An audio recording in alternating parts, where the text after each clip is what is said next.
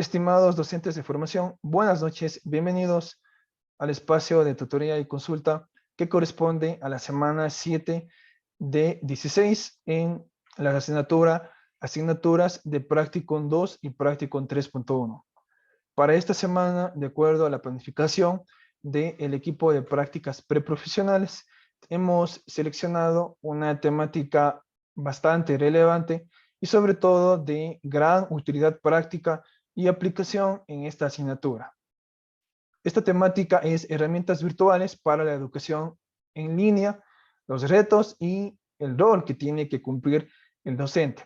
Vamos a tener un primer momento y un segundo momento para poder observar sus planes de clase y generar la retroalimentación, las recomendaciones y observaciones que sean pertinentes. Una vez más, les saludo, Juan Diego Guamán, tutor de prácticas preprofesionales. Les comparto brevemente los puntos principales de esta tutoría. Vamos a iniciar con un momento de motivación y enseguida vamos a hacer énfasis en el rol del docente y el estudiante dentro de la gestión del proceso de enseñanza-aprendizaje. Como tercer elemento, vamos a darle la importancia y la visión que debe tener el currículo de ciencias naturales, que es justamente el enfoque en la cultura científica. Para ello, usted debe de tener, de acuerdo con la destreza, siempre una orientación hacia el método científico. El cuarto elemento es el ciclo del aprendizaje, ¿sí? O el aprendizaje experiencial propuesto por el autor David Kolb. Otros elementos que se van a hacer énfasis en esta tutoría y que también son parte de su guía didáctica son la educación STEAM, el aprendizaje basado en problemas, proyectos, en el pensamiento y también el aprendizaje basado en la investigación. Espero que el tiempo me permita, también tengo preparado un video corto que les quiero compartir, un video que también va a generar bastante reflexión, pues en esta modalidad pues de online, semipresencial y en algunos casos que se está pues retornando poco a poco a la presencialidad. Como séptimo elemento, usted debe tomar muy en cuenta los niveles cognitivos y las operaciones mentales que han sido establecidas por el autor Benjamin Bloom en una taxonomía que genera estos niveles de manera progresiva. El octavo elemento que vamos a compartir con ustedes es una metodología activa, constructivista, innovadora y que ha tenido gran relevancia, ha cobrado muchísima fuerza en la actualidad, como lo es el aprendizaje cooperativo.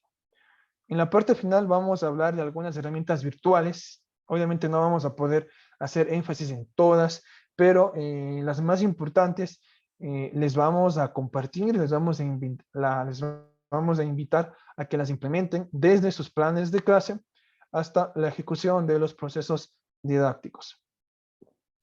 Y pues ya en la parte final también tenemos unos consejos que van a ser prioritarios para garantizar el éxito de los procesos didácticos que usted va a ejecutar, que usted va a liderar, que usted va a poderlo poner en escena, en este caso en la institución asignada junto con los equipos de práctica docente.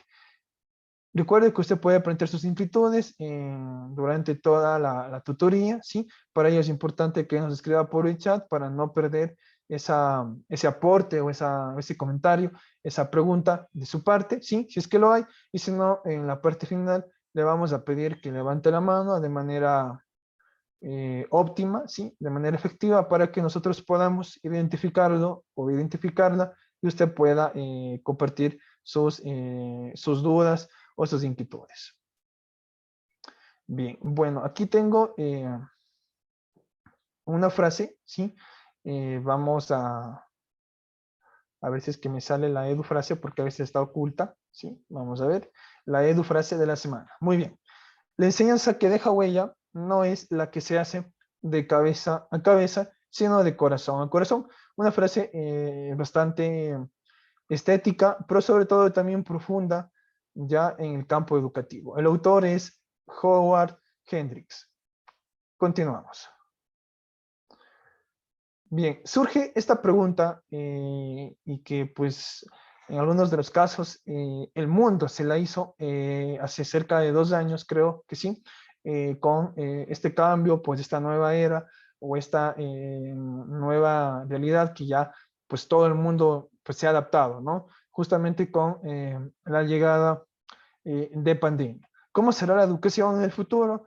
Y pues cuáles son las predicciones que hacen los principales científicos y los equipos interdisciplinares que eh, tienen que ver con la tecnología, con la pedagogía, con la sociología, con la psicología, porque el comportamiento humano también se ha visto afectado, también se va a modificar y de hecho pues va a evolucionar bastante en los siguientes años. Los principales cambios van a ser digitales y el factor tecnológico será el que cobrará mucha más fuerza de la que ya existe y pues obligará a que el docente piense, replantee, rediseñe sus procesos didácticos, pero sobre todo busque o seleccione o proponga o integre nuevas metodologías que se acerquen, se aproximen a esta realidad, pero sobre todo que respondan a los intereses del contexto educativo. Por ejemplo, ahora la educación híbrida, sí, o la educación semipresencial. Los formatos, tanto los contenidos como recursos, se considera que deberían ser asíncronos justamente por el tema de brechas educativas y de inclusión, ¿sí? Los alumnos esperan que si el profesor va a impartirles una clase magistral, que es lo convencional, ellos puedan pausar, avanzar y retroceder, ¿sí? Esto pues ya se ha implementado muchísimo, ¿no? Las grabaciones, los canales de YouTube y justamente pues todo el material multimedia. Nuevos ambientes y escenarios para aprender. Los docentes tendrán que estar preparados para impartir clase tanto a estudiantes presenciales como a estudiantes digitales, ¿sí? Entonces, esto también tiene que ver mucho con la nueva generación, pues la nueva forma de aprender que tenemos nuestros estudiantes. No todos estarán familiarizados con la tecnología, muchos no tendrán recursos o dispositivos tecnológicos, recursos de acceso al currículo, pero en muchos de los casos, pues vamos a tener, yo creo que la conclusión de este tercer punto es mayor heterogeneidad en los grupos de clase. Es decir, que pues habrá gente que esté muy bien enlazada, muy bien conectada con la tecnología, pero va a haber gente pues que tenga problemas para manejar aplicaciones en los celulares. Va a haber también muchísimos cambios, como lo decía al inicio, en la parte socioemocional, de interacción y de relaciones interpersonales. Luego de responder esas preguntas, se plantean los retos o desafíos que tiene el docente. Como ustedes se darán cuenta, pues frente a preguntas existen algunos retos, algunas problemáticas. Por ejemplo, desde el eje tecnológico, lo digital divide el mundo de la educación. Es real en muchos países que los gobiernos tendrán que luchar para garantizar que esto no afecte la igualdad del derecho a la educación. Situación que ya hemos visto, pues que ha generado grandes secuelas y de hecho los pedagogos, los expertos consideran que estos efectos pues de esta nueva normalidad van a tener un alcance de por lo mínimo 10 o 15 años, aunque pareciera mentira, pues así está catalogado como pues un efecto sobre todo negativo, ¿no? En el retroceso, en habilidades sociales, en competencias blandas, pues en muchos factores que la tecnología no lo permite. O sea, por ello es que pues no se puede creer pues, que un estudiante sentado frente a un escritorio, hablando ¿no? por la educación básica y la educación, sobre todo la de bachillerato, pues va a poder igualarse a un modelo totalmente presencial. ¿Sí? Entonces todavía aquí hay pues, bastante debate, pero ustedes mismos podrán darse cuenta de estos efectos y pues sobre todo ahora en el retorno que se está dando, pues en qué estado no se encuentran los niños, niñas y adolescentes. Otro reto que se plantea es el desarrollo de capacidades y como ya lo dije, pues comenzaría por el docente, ¿no? La alfabetización digital será crucial, será un punto clave y el docente tendrá que convertirse en experto en creación de contenidos multimedia, ¿sí? Que definitivamente, pues, no siempre es fácil, ¿no? Pues, adaptarse a este nuevo cambio, sobre todo, pues, si es que siempre los docentes han trabajado en un formato o modalidad presencial. Y uno de los más importantes, creo yo, es también el reto metodológico, ¿sí? Los docentes, los mejores docentes, los que tengan buenas prácticas educativas, no serán aquellos que dispongan de, pues, de mejores recursos, de más tecnología, o sea, no está enfocado en la cantidad, sino en la calidad de este formato, sino aquellos que descubran qué nuevas metodologías se pueden aplicar en este nuevo modelo educativo. Para ello, tiene que conocer a los estudiantes y poder también identificar el contexto de este grupo de estudiantes. Bueno, lo que se necesita, en conclusión, son profesionales de la educación que puedan producir sus propios contenidos digitales, ¿sí? Que sean personas dinámicas, personas interactivas, que puedan gestionar experiencias didácticas y dinámicas en las clases. Esto, como ya lo dije antes, en cualquiera de las dos modalidades, porque ese es el panorama actual. Ahora nos conviene hablar del cono del aprendizaje. Como ustedes se habrán dado cuenta, si observamos este cono o esta flecha que está hacia abajo, pues el aprendizaje se hace más sofisticado, más activo, ¿sí? Más significativo a medida que nos vamos desplazando hacia la parte inferior. Es como que un cono, ¿no? Un cono invertido. Entonces, el aprendizaje tiene una retención del 10% o una efectividad del 10% cuando usted le pide a los estudiantes que lean, ¿sí? Entonces, miren, si es que les decimos a los chicos en las clases demostrativas que lean, o sea, que cada quien lea el libro, pues, o sea, que lea una lectura, pues únicamente del 100, solo el 10%, pues se está aprendiendo o se está reteniendo. Entonces, por ello, pues estas prácticas ya no son las apropiadas en una clase síncrona, sino más bien como una actividad extra clase que el estudiante puede hacer por su cuenta, ¿sí? Esto no, pues, se le quiere quitar peso a la lectura. El 20% de lo que se escucha, entonces, si usted le pide, pues, a un estudiante, ¿no es cierto?, que escuche, por ejemplo, pues, un podcast, ¿no es cierto?, pues la retención, el aprendizaje, los procesos cognitivos alcanzan apenas un 20%.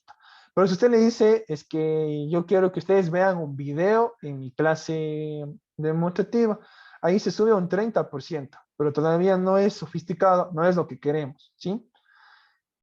Pero si usted le dice al estudiante que también eh, oiga y vea, ¿no? O sea, que también interactúe con una plataforma, por ejemplo, si, es que si ustedes hacen preguntas de manera síncrona, ¿no? En la clase, en el inicio o en la construcción, pues aquí se alcanza un 50%, porque el estudiante ya interactúa, escucha, ve, escucha y con base en lo que observa puede responder, ¿no?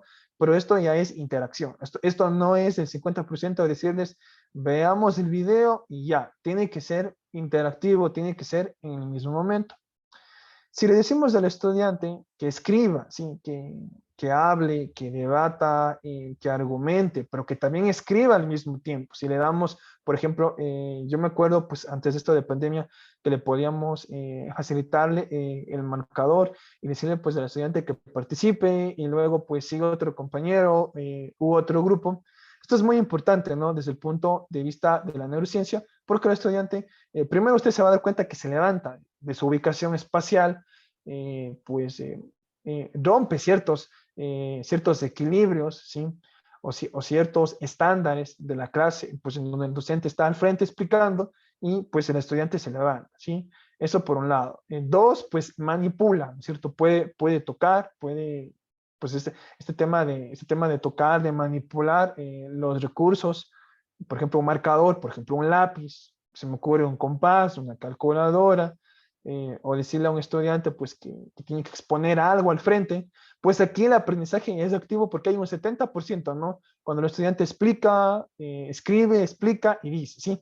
Por eso, aunque pareciera pues falso, la mejor forma de aprender es enseñando a otros, ¿sí?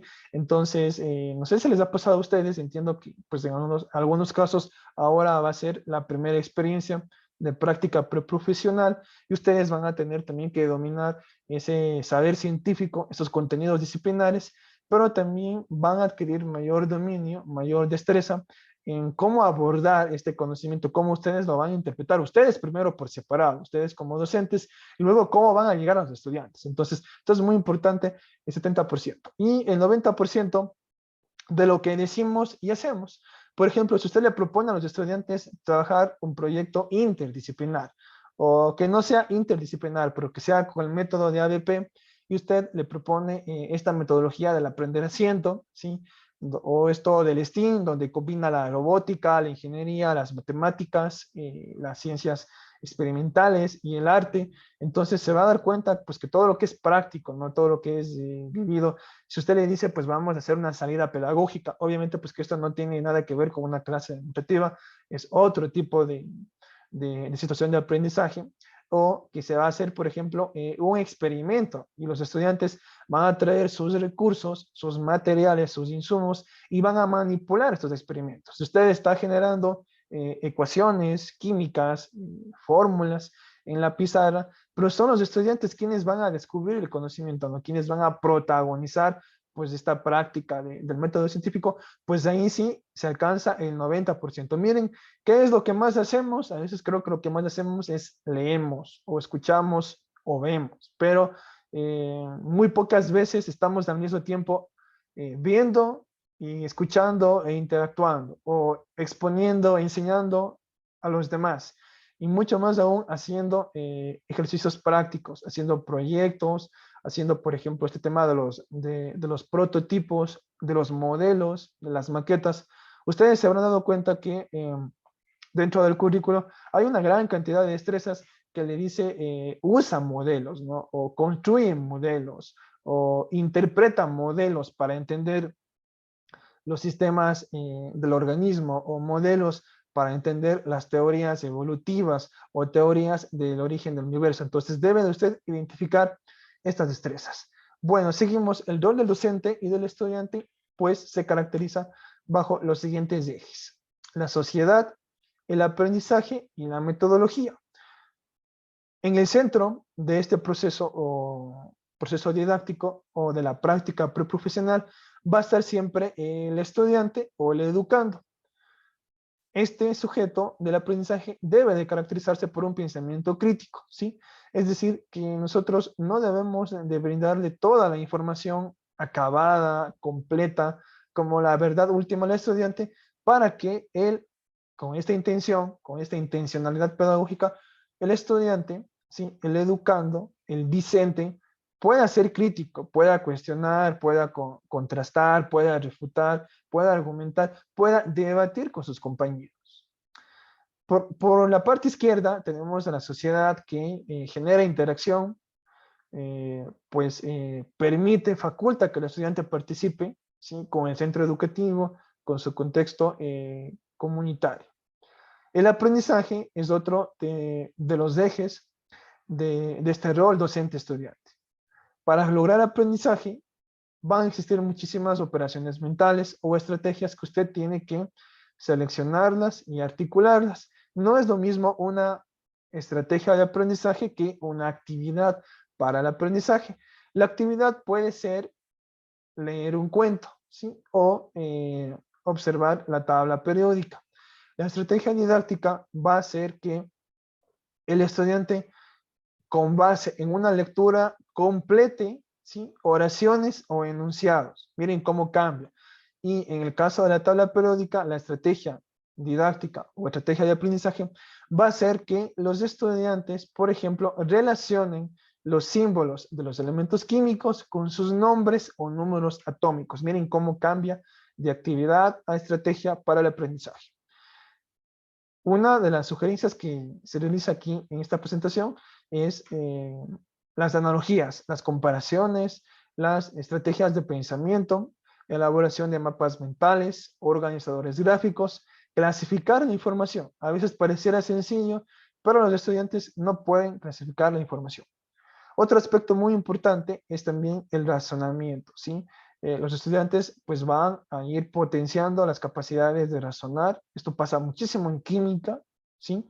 Y es lo que el centro de prácticas ha pedido, que se ataquen o que se den prioridad a ciertas destrezas que representan mayor complejidad o dificultad para los futuros bachilleres, toda vez que estos jóvenes y estas señoritas pues se van a enfrentar al examen conocido actualmente como transformal. Las capacidades, habilidades, actitudes y comportamientos o normas se configuran dentro de las competencias. Por ello es muy importante que usted haya participado en la entrevista con el directivo, haya entregado a tiempo la actividad en donde usted contextualiza el sistema educativo, las metodologías, la propuesta pedagógica y los elementos curriculares que tiene esta institución declarados en su plan curricular institucional. De ahí que usted podrá deducir si esta institución en donde usted va a ejecutar su práctica trabaja en un modelo basado en competencias, un modelo basado en destrezas o en un modelo pues basado en habilidades para la vida. Todos estos tienen algo en común, pero exactamente no son lo mismo. Ya en la parte derecha está la metodología. Aquí los docentes, los profesionales de la educación, son quienes deben guiar, proporcionar información, desarrollar la memoria crítica, pero realmente no son quienes deben de brillar, quienes son los dueños del conocimiento, ¿cierto? Entonces todo este círculo del rol docente-estudiante tiene que estar bien delimitado en su plan de clase. Usted no puede poner una actividad en la que pues me indique que me diga se desarrollarán organizadores gráficos. ¿Quién hará organizador gráfico? ¿Con ayuda de quién? O sea, hablando de roles. ¿Qué recursos o qué plataformas o qué materiales van a apoyar para que, si es que es el discente, el estudiante, el que va a construir este mapa mental u organizador gráfico, lo puede hacer? Este organizador gráfico, ¿sobre qué tema será? ¿Sí? ¿Sobre qué subtema? ¿Sobre qué parte de ese conocimiento que usted lo está construyendo va a ser? No puede ser de manera general porque de esa manera no se va a entender su plan de clase. Tenemos ahora las habilidades de pensamiento, pues que como les decía, y esto tiene que ver también con la taxonomía de Bloom, porque ahora vamos desde la parte inferior hacia la parte superior, y usted podrá darse cuenta que pues mientras más llegamos a la cima, a la cúspide de este, bueno, parece un cono más o menos, primero se robustece más, se hace más, hay un poco como que de mayor espesor, ¿sí? Se robustece más y va creciendo el espacio, pero también los colores nos indican qué tanto usted está desarrollando este pensamiento crítico, ¿sí? Y estas habilidades de pensamiento complejo. Por ejemplo, recordar algo, ¿no? ¿Sí? Recordar algo, ¿sí?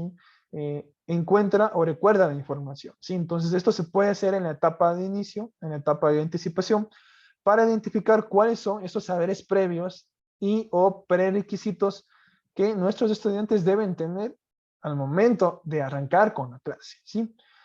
Entendían, ¿sí? Entender y tener sentido de la información. Por ejemplo, interpretar. Si usted le dice que elabore su propio concepto de la célula, por poner un ejemplo, aquí le está pidiendo que el estudiante primero entienda qué es una célula y con sus propias palabras, pues aquí lo interprete, lo resuma, lo explique, lo parafrasee o incluso lo discuta. Un tercer nivel es cuando el estudiante usa el conocimiento que ya domina, que ya lo tiene claro, pues que ya no hay dudas, que todo está entendido, pero ahora lo aplica, ¿sí? Usa la información en una situación nueva, pero similar. Esto es muy importante, nuevo, pero similar. Es decir, que no tiene que ser ni tan difícil ni tan fácil, porque si es que es tan fácil, ya no es nuevo, porque es conocido por los estudiantes, ¿no es cierto? Pero que sea parecida a lo que se ha planteado anteriormente. Vamos a ver los ejemplos. Elaborar un diagrama, ¿sí? Hacer un gráfico, dibujar, resolver o calcular. Imaginemos que estamos desarrollando el cálculo, ¿sí? Bueno, no sería cálculo, yo le pondría más bien la aplicación de la regla de las diagonales y el diagrama de Moller para desarrollar la configuración electrónica, ¿sí? Aquí el estudiante va a tener que utilizar todo el conocimiento, todo el saber científico disciplinar acerca de los 4 números cuánticos de la teoría atómica moderna, ¿no es cierto? Y también va a tener que seguir este esquema, este diagrama de Moller y las reglas de los diagonales y va a poder elaborar una configuración electrónica. Aquí esta actividad podría ser muy bien en el cierre o también conocido como consolidación. Y en la parte final, esto que está acá arriba, estimados compañeros y compañeras, esto ya casi que no es una regla que se va a aplicar siempre, porque son habilidades u operaciones mentales de orden superior, según el autor Benjamin Bloom. ¿Qué quiere decir esto de orden superior? Que son aún más complejas o más abstractas que las inferiores.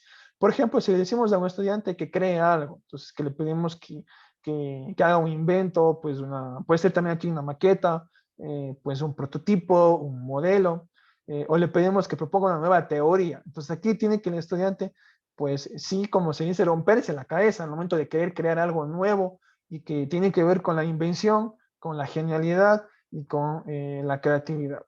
Evaluar, cuando le decimos al estudiante que coevalúe a otro compañero, ¿no? Entonces pareciera sencillo, pero el estudiante se va a enfrentar a algunas habilidades, como por ejemplo juzgar, criticar, defender, probar algo, ¿sí? Entonces, la evaluación también puede darse cuando al estudiante se le plantea un caso, ¿sí? El método de estudios de caso o el aprendizaje basado en estudios de caso. ¿En qué consiste esto? Pues usted plantea una situación muy concreta, pues de la vida real, de la cotidianidad de los estudiantes del nivel de bachillerato, ¿sí? Pero que tenga que ver pues con el contenido de química, de biología, ¿sí? Y aquí hay algo que resolver o ya se tomó una decisión, por ejemplo, se me ocurre pues emitir juicios o críticas a este derrame, bueno, a este accidente nuclear que sucedió hace mucho tiempo atrás con pues esta central nuclear en Ucrania, como fue Chernóbil. Entonces aquí, pues, ¿qué se hizo, no? Luego de eso y juzgar. Entonces, bueno, se tomaron buenas decisiones. ¿Qué se hizo? Aquí usted podría trabajar esta operación mental de la evaluación, pero como es muy sofisticada, pues casi que yo no les recomendaría, al menos en un plan de clase. De pronto, en un plan de unidad sí tiene que desarrollarse esto en un proyecto inter o no interdisciplinar. Y finalmente otra que se llama el análisis, algunos la colocan junto con la aplicación, pero el análisis a veces se requiere que se recuerde, que se entienda, que se aplique, y una vez que se aplicó, también se puede analizar sobre el camino recorrido para esa aplicación. Por ejemplo, toma la información aparte y explora las relaciones, ¿no? Cuando usted le dice relacione la columna 1 con la columna 2, o le dice empareje, o le dice que es una pregunta, un ítem de correspondencia, pues aquí tiene que haber análisis porque el estudiante tiene muchas opciones y tiene que irlas agrupando, ¿sí? Entonces, ¿qué puede hacer aquí? Categorizar, examinar, comparar, contrastar y organizar, ¿sí? Vamos a continuar, pero ya con un poco menos de profundidad, porque entiendo que habrán también preguntas de su parte, ¿sí? Es importante que usted considere que, según la teoría del aprendizaje experiencial, ¿sí? Del autor David Kolb, existen algunos modelos o estilos de aprendizaje, ¿sí? Y que ustedes ven muchos colores, pues, o muchas palabras, es porque cada estudiante, cada ser humano se configura como único, pues, y diferente de los demás. Pueden tener aspectos comunes y similares con sus compañeros, pero su proceso de aprendizaje no va a ser el mismo. Por ejemplo, pues habrá estudiantes que sean pragmáticos, o sea, que siempre pues se cuestionen, pues que siempre estén pues como que dudando, ¿no es cierto? Habrá personas que sean un poco más reflexivas, entonces que siempre pues piensen en las causas y los efectos pues de una decisión. Habrá estudiantes que sean más observadores, otros que serán pues más teóricos, ¿sí? Otros pues les gustará el pensamiento sofisticado, otros serán analíticos, otros serán hermenéuticos, otros generarán ideas, pues otros serán empáticos, otros van a ser menos empáticos y todo esto pues se considera en los estilos de aprendizaje. Por ello es que esta secuencia o este círculo del ERCA, que no lo vamos a aplicar pues como modelo, es importante que usted lo vaya al menos revisando el enfoque que tiene cada uno de ellos. Por ejemplo, un enfoque acomodador, ¿sí? El aprendizaje social, la experimentación, ¿sí? Que con ello usted puede partir de una clase. Lo otro, la observación reflexiva, ¿sí? Pues aquí el estudiante va a asimilar los contenidos y pues va a ser sobre todo un estudiante que retiene con mayor facilidad. La conceptualización abstracta, pues aquí el estudiante va a tener un estilo convergente de aprendizaje y va a ser mucho más constructivista que pues el aprendizaje divergente, pues en donde no hay constructivismo, ¿sí? Entonces, solo para recordar esto de ciclo de aprendizaje, pues acá están algunos estilos de enseñanza. Miren, esto también es muy importante porque no, casi que no se habla mucho, pues, en la universidad, en la formación docente, cuáles son los estilos de enseñanza, ¿no? Y cuál es la recomendación que le podríamos dar nosotros desde la universidad. Pues hay 4 estilos de enseñanza, ¿sí? Según estos autores que están acá abajo citados, enfocado en el estudiante, enfocado en el significado, enfocado en los contenidos y enfocado en la acción. Pues según nuestro modelo educativo, modelo pedagógico de la UTPL, es importante que pues siempre el estilo de enseñanza esté enfocado en el estudiante, ¿sí? Esto por la pedagogía crítica que ustedes ya habrán estudiado, ¿sí? Ubicándolo como el centro del proceso, pero no quiere decir que en ciertos momentos de la clase el docente, el mediador o el facilitador pueda transitar en estos roles, ¿no? O estos estilos. Pues habrá un momento en que tendrá que ser un coach, en otro momento tendrá que ser facilitador, en otro momento deberá ser un experto en contenidos, porque si un estudiante levanta la mano, pues, y va a hacer una pregunta, pues el profesor debe estar preparado.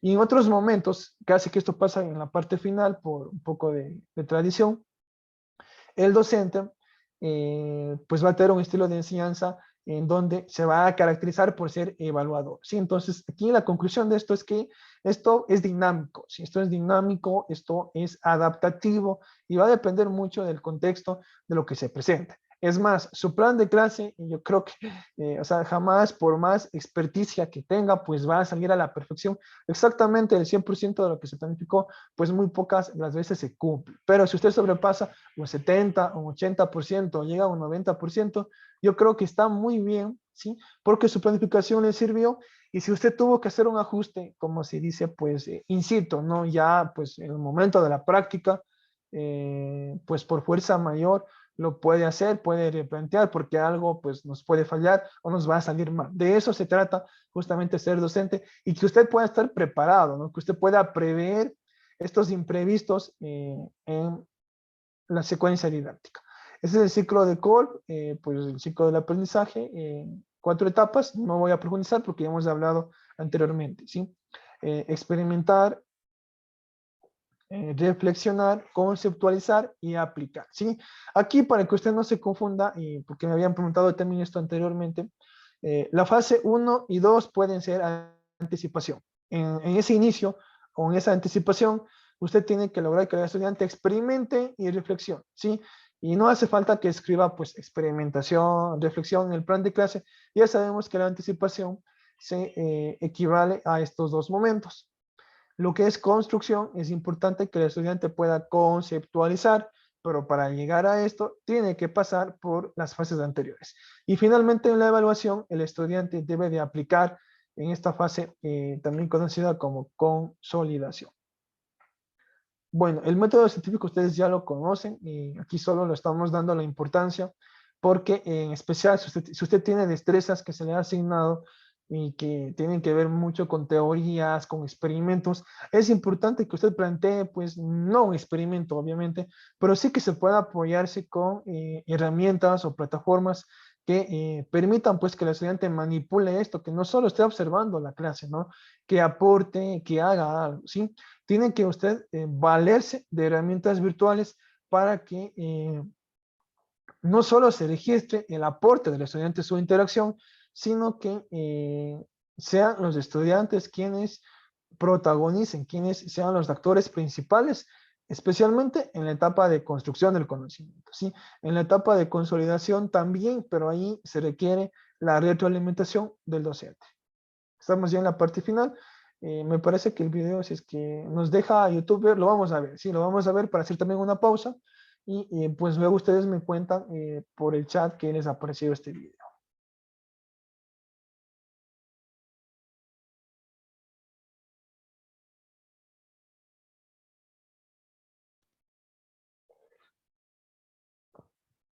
La pandemia está acelerando un proceso que de otra manera podría haber durado muchos años. Aprender a aprender. El aislamiento llevó a que casi 2.000 millones de estudiantes de 186 países estén en sus casas por el cierre de las escuelas, universidades y colegios de todo el mundo. Esta situación expuso desigualdades y trajo costos sociales y económicos muy altos. La educación nunca fue el único enfoque de las escuelas, y una de las crisis más grandes de los últimos siglos vino a evidenciarlo. Porque además de un aprendizaje interrumpido, muchos vieron comprometida su alimentación. Chicos de todo el mundo dependen de las comidas que reciben en los colegios para subsistir, y cuando estos cierran, quedan a la deriva. También muchas familias tuvieron que dejar de trabajar para cuidar a los más chicos, incluso trabajadores y trabajadoras de la salud que dejaron de asistir a los más perjudicados por la pandemia para cuidar a sus hijos en las casas. La tecnología se transformó en el esqueleto de la educación de un día para el otro, pero no para todos. La falta de conectividad o de dispositivos se transformó en un obstáculo para aquellos que no estaban preparados para esto, quedando aislados de una comunidad educativa que los expulsó indirectamente. El optimismo de lo nuevo se contrapone al pesimismo de la igualdad de oportunidades. A pesar que la digitalización es el camino, las urgencias encontraron a la educación sin un plan. La pandemia obligó a toda la cadena de enseñanza a adaptarse a un esquema ajeno para la mayoría. Hasta ahora, la única aplicación de la tecnología fue la mediación de una pantalla. El vínculo entre el alumno y el docente se rompió y quizás tarde demasiado en recomponerse. También se agrandó la brecha entre los que conseguían resultados más altos y los que no. Los primeros fueron cada vez mejores y a los segundos les costó cada vez más. Un fenómeno del que nunca creíamos que íbamos a hablar, pero que se transformó en otro obstáculo, es el fenómeno de la fatiga por la videollamada, que le agregó una barrera más a la adaptación al sistema. El primer contacto masivo con la educación online puede no haber sido el mejor, y eso puede costar caro. Pero existe una oportunidad. El contexto obliga a los actores de la educación a reinventarse, a pensar de forma crítica, a ser creativos, a colaborar. Lejos de las burocracias institucionales, el foco está puesto exclusivamente en el aprendizaje. La posibilidad de repensar cómo se enseña, cómo se aprende, qué les gusta y en qué fallan están al alcance de todos. Una crisis profunda puede traer un cambio real que nunca imaginábamos estar dispuestos a aceptar.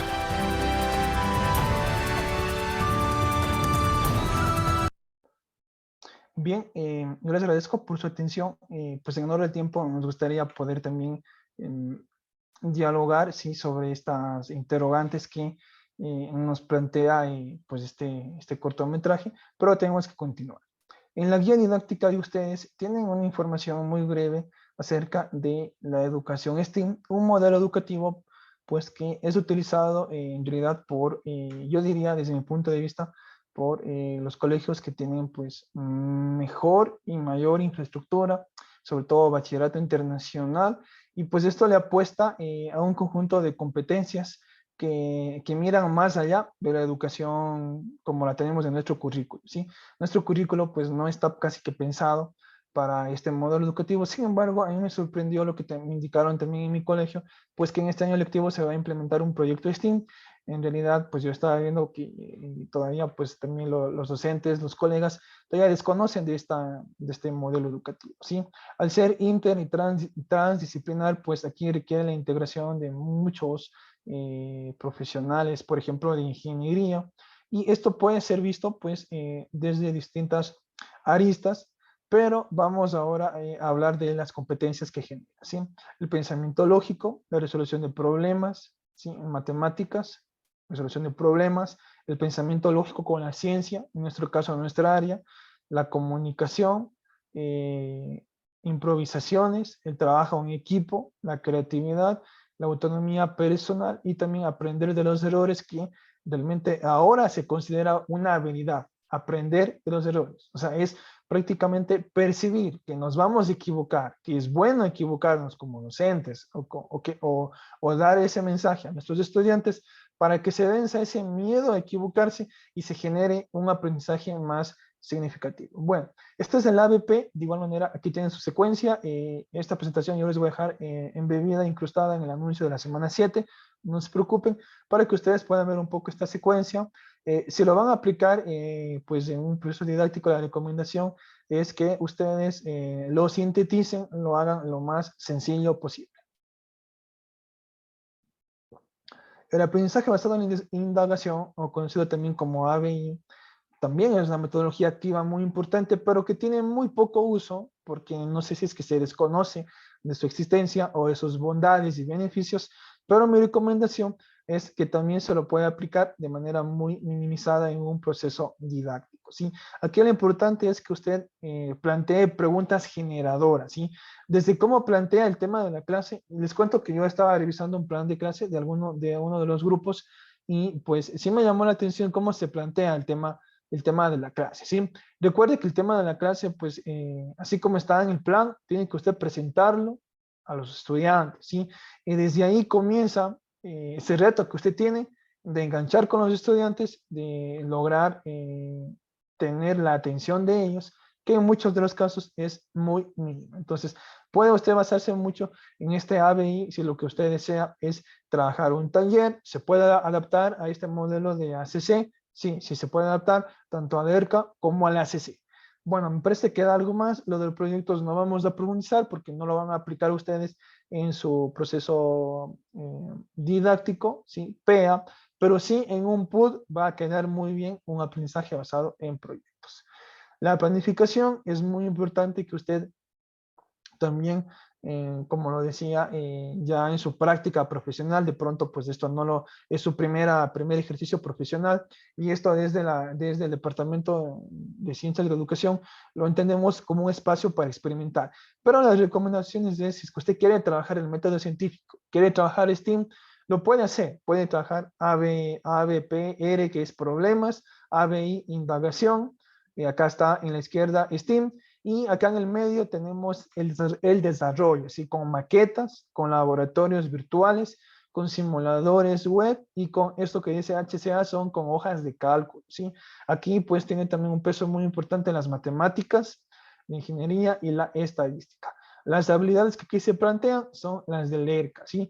Pero si es que usted no realiza este tipo de secuencia, no hay ningún problema. Aquí lo que únicamente hacemos es compartirle pues un formato, un modelo que usted lo puede ir adaptando. Usted tiene que ser ese gestor de el proceso de enseñanza-aprendizaje. Bueno, acá vienen ya algunas herramientas virtuales que son recomendadas para ustedes como EducaPlay, ¿sí? Pues que tiene una gran compilación de, pues, de juegos, de dinámicas, de preguntas de relación, de emparejamiento, también me parece que hay sopa de letras, crucigramas, entre otras. Le invitamos para que usted pueda consultar y pues de ser posible lo aplique, ¿sí? Bueno, aquí está el tema del laboratorio, no lo vamos a profundizar porque no siempre se va a poder hacer laboratorio. Lo que ya dijimos es la taxonomía de Bloom, pero no con herramientas virtuales. Ahora, esta empresa se llama Google Makerplace, ¿sí? Y pues le ofrece un stack, o sea, como un bloque, ¿sí? Como una compilación de gran cantidad de herramientas que le permiten trabajar estas habilidades virtuales, ¿sí? Todo depende de lo que usted seleccione. Bueno, ¿qué le puedo yo recomendar ya en la parte final de la tutoría de aquí? Lo que yo he utilizado y que me gusta mucho pues de todo este stack, ¿no? Es como una compilación, como una batería, como un cúmulo de herramientas de plataformas virtuales. De esta herramienta de Google, pues yo les diría pues que sí, YouTube sí es muy, muy importante. Aquí está para evaluar, pero miren que YouTube también está para recordar y para crear. O sea, depende dónde y cuándo lo quiera hacer, ¿sí? Otra herramienta muy importante es, si lo veo por aquí,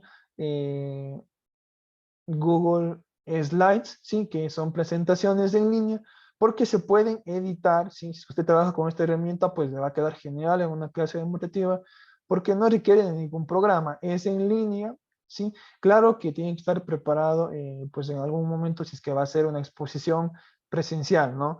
Y una clase ya, pues de otro proceso, pues, y no sé, de pronto están ya, usted está frente al público en una clase presencial y hizo pues su recurso en esta herramienta y no tiene su respaldo, ahí sí, pues sería una desventaja, pero en un formato virtual, en donde todos los asistentes están conectados, incluido el docente, pues Google Slides le permite que usted genere muchas dinámicas y muchas estrategias que, pues en lo particular, yo les recomiendo y es súper que fácil. Incluso usted puede compartir un enlace para que los estudiantes colaboren y aporten en la clase, ¿sí? Pero si es que esto no se logra, ¿sí? Usted tiene que, pues, inducir la comunicación dialógica, ¿sí? Que es la metodología, la metodología dialógica, y pues dejar mucha información o muchas actividades o muchos esquemas, muchos diagramas incompletos para que usted los pueda ir construyendo, los pueda ir complementando con sus estudiantes, ¿sí? Esto es muy importante. Otra herramienta genial es Google Earth, cuando usted quiera hacer salidas de campo, salidas pedagógicas, que también la hemos utilizado. Y pues, bueno, hay más. Y termino con esta que es Classroom, pues que nos queda muy bien ahora pues en esta educación a distancia, semipresencial, es muy fácil de utilizar y sobre todo pues es mucho más fácil, o yo diría totalmente sencilla, versus esta plataforma Teams que, como ustedes habrán escuchado, pues ha generado grandes problemas en los estudiantes. Aquí tenemos otras como Cerebrity, que también tiene pues una gran cantidad de ejercicios para la gamificación. Edpuzzle, por ejemplo, le permite a usted trabajar con videos, pero para que el estudiante pueda avanzar con estos videos, requiere responder ciertas preguntas, y es como por eso se llama como un rompecabezas. Otras herramientas que usted las puede ir utilizando también son Smart Cloud, ¿sí? Pues que lo permiten hacer mapas conceptuales en la nube, ¿sí? Pues todos son digitales. Esto es para matemática, no lo vamos a nombrar porque no estamos en el área de matemática.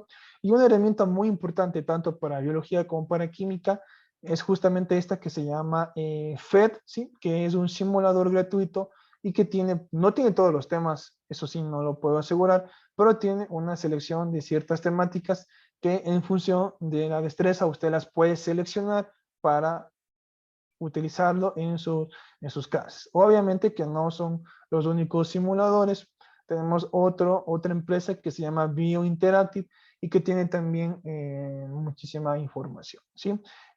Sobre todo sobre biología, pues ustedes van a encontrar mucho en BioInteractive. ¿Sí? Ya en algún momento, pues en la segunda parte de eso, intentaré compartirles más herramientas virtuales.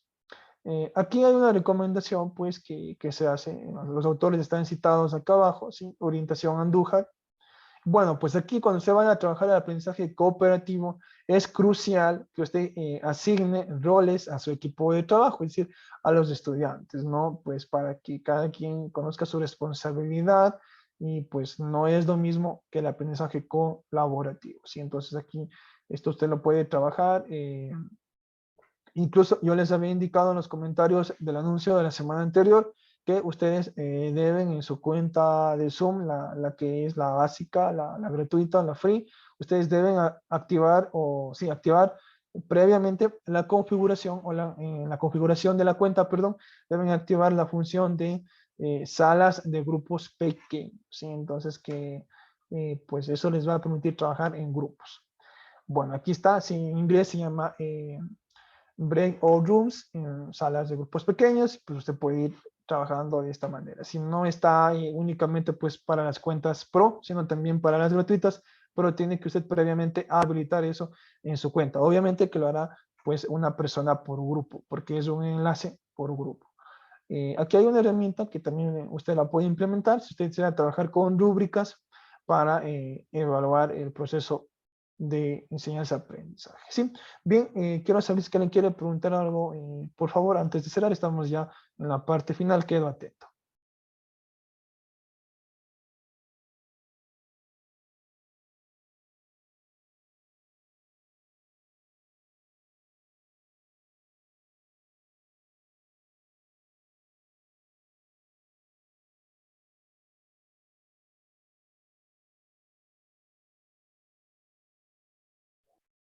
Bien, yo les agradezco mucho por su atención y indicarles un aviso importante de parte del centro de prácticas es que usted tiene que generar toda la información de los planes de clase, no considerando el listado de estudiantes, pero sí todos los anexos, perdón, que se le pide, que son el anexo 1, el contenido científico, anexo 2, material didáctico y anexo 3, que es el instrumento de evaluación. Ha sido un gusto y que tengan una muy buena noche.